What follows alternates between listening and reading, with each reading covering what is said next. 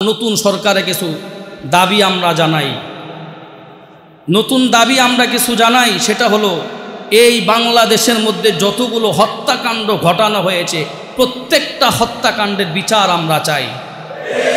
বিশেষ করে ওবায়দুল কাদের সাহেব, এরপরে স্বরাষ্ট্রমন্ত্রী, শিক্ষামন্ত্রী, আইনমন্ত্রী, জনপ্রশাসন মন্ত্রী, যাদের কারণে আজকে এই শত শত হাজার হাজার মায়ের বুক খালি হয়েছে, এদেরকে ইন্টারপোলের মাধ্যমে বিদেশ থেকে এনে বাংলার জমিনে বিচার করে সমগ্র পৃথিবীর মানুষদেরকে দেখায় দিতে হবে যে জালেমদেরকে কোনোভাবে কোনো মানুষ ছাড় দেয় না। জোরে বলেন কথা ঠিক ঠিক। তাদের বিচার আমরা চাই। বিডিআর বিদ্রোহের সময় যতজন সেনা সদস্যদেরকে মারা হয়েছে, এক একটা সেনাপ্রধান, একটা সেনা সদস্য, আর্মি জেনারেল হইতে বহু পড়াশোনা, বহু কষ্টের পর তাদেরকে বানানো হয়। মনে নাই তাদের চোখের পানিগুলো ভুলে গেছেন নাকি? বহু মানুষের চোখের পানিতে আসমান জমিন ভারী হয়ে গিয়েছিল।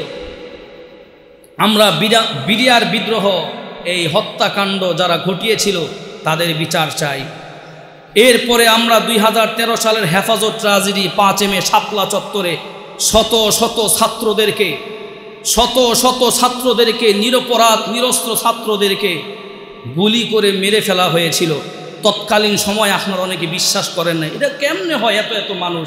এবার তো বিশ্বাস হয়েছে যখন গণভবনের পিছনে গণকবরের লাশ পাওয়া গেছে, বিশ্বাস হয়েছে তো এবার এরকম কাজ তারা করতে পারে। বহু ছাত্রের লাশ গুম করে ফেলা হয়েছিল। এই হেফাজত ট্রাজেডি 5 মের এই হত্যাকাণ্ডের আমরা সাধারণ মানুষ হিসাবে বিচার চাই। আপনারা চান তো ইনশাআল্লাহ যে বাংলার জমিনে এই যাদের আলেম ওলামা সহ সাধারণ মানুষ, কে বিএনপি, কে আওয়ামী লীগ, কে জাতীয়, সেগুলো আমরা চাই না ভাই। সেগুলো আমরা দল বলবো না, আমরা আপন ভাইয়ের মতন থাকতে চাই। তবে যারা জুলুম করেছে তাদের বিচার আমরা চাই। সাগররুনি হত্যাকাণ্ডের বিচার আমরা চাই। শুধু তাই নয়, এই বৈষম্য বিরোধী ছাত্র আন্দোলনের সময় যতগুলো ছাত্র মারা গিয়েছে, নিরপরাধ যতগুলো পুলিশ ভাই মারা গিয়েছে, এই তাদের হত্যাকাণ্ডের বিচার আমরা চাই। চান তো আপনারা ইনশাআল্লাহ? যতজন মানুষ আহত হয়ে হাসপাতালের বেডে শোয়া আছে, আমরা চাই মুখে বুলি উড়িয়ে নয়, অনেক ছেলে পেলে অন্ধ হয়ে গেছে, অনেকে পঙ্গু হয়ে গেছে। আমাদেরই পরিচিত এক বন্ধু, আমার খুব ক্লোজ মানুষ, এরকম কয়েকজন এবারে তারা মারা গেছে।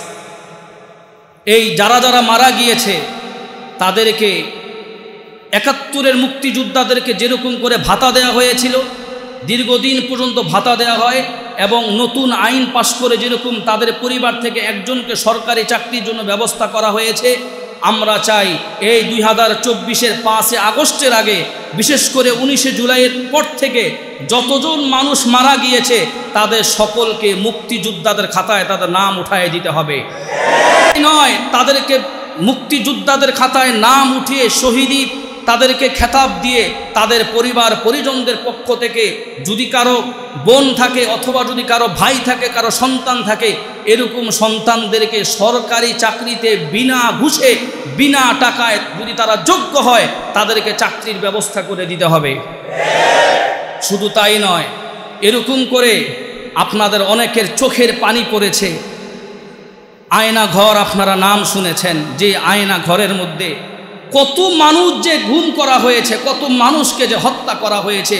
সিলেটের ইলিয়াস আলী সহ, যাকে মেরে মুখের মধ্যে কষ্টিপ পেঁচাইয়া এই বাংলাদেশের কর্ণফুলী নদীর এখান দিয়ে যে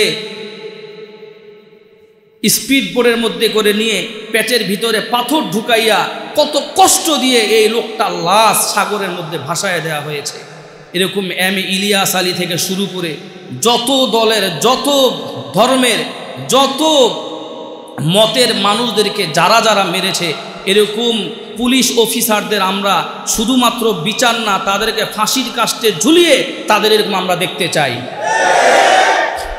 কারণ এই বাংলাদেশ আমাদেরই করতে হবে। এই বাংলাদেশকে স্বাধীন করার জন্য যত মানুষ ভাই জীবন দিয়েছে, আমরা তো আর 71 দেখি নাই, কিন্তু 2024-এ সেটা দেখলাম জুলুম কেমন করে মানুষ করে, জুলুম কেমন করে মানুষ করে। আমি মাননীয় সাবেক প্রধানমন্ত্রীর দোষ সব আমি বলবো না, তবে ওনাকে মিসগাইডিং করা হয়েছে।